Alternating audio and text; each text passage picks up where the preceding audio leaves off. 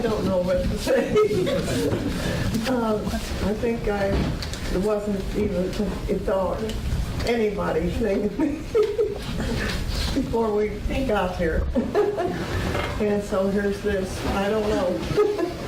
But I think it's a good thing, and I think it put it right to my husband.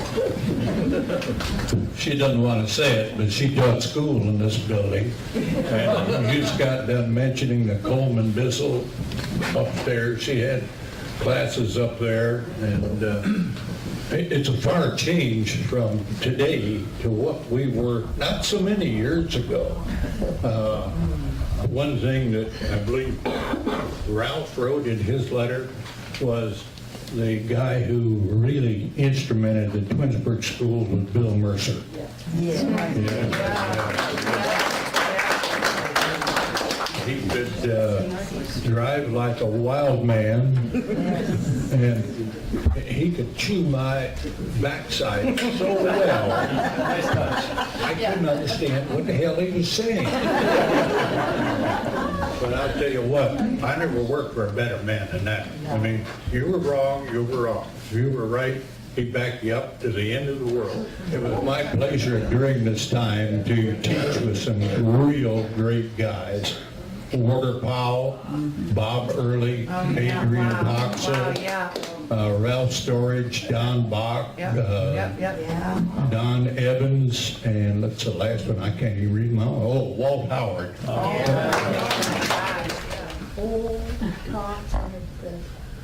Really? There wasn't anybody that just didn't. Yeah. It is. That's a story that you should.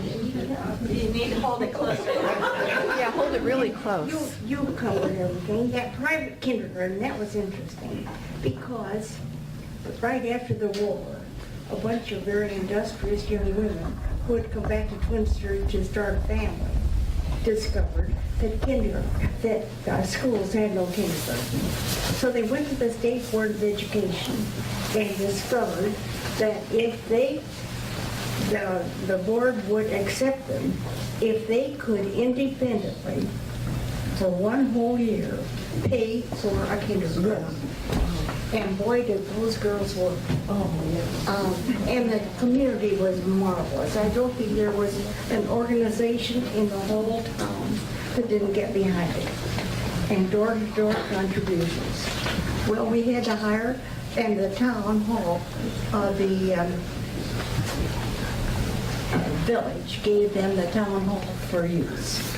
And the guys furnished it. And I think Jean Zolander was the first teacher because she was qualified. The interesting thing there was that when the kids had to take a bathroom break, they had to go to the basement, and that housed the jail. What he was doing, that's what I wanted to do. And not too much longer after that, Mr. Lustig pops up with a wrestling team. And I can't say that I knew too much about that, but he taught me enough to be successful. But more importantly, it was something I wanted to go back to every day. I mean, you didn't have to threaten me to come to practice or to class or anything else. It was something I wanted to do. And that attitude made me want to become a teacher. And I have a message from Dave Kessler. He had really wanted to be here, but he lives in a rural area near Columbus, and they have 10 inches of snow, and he couldn't get out of his driveway.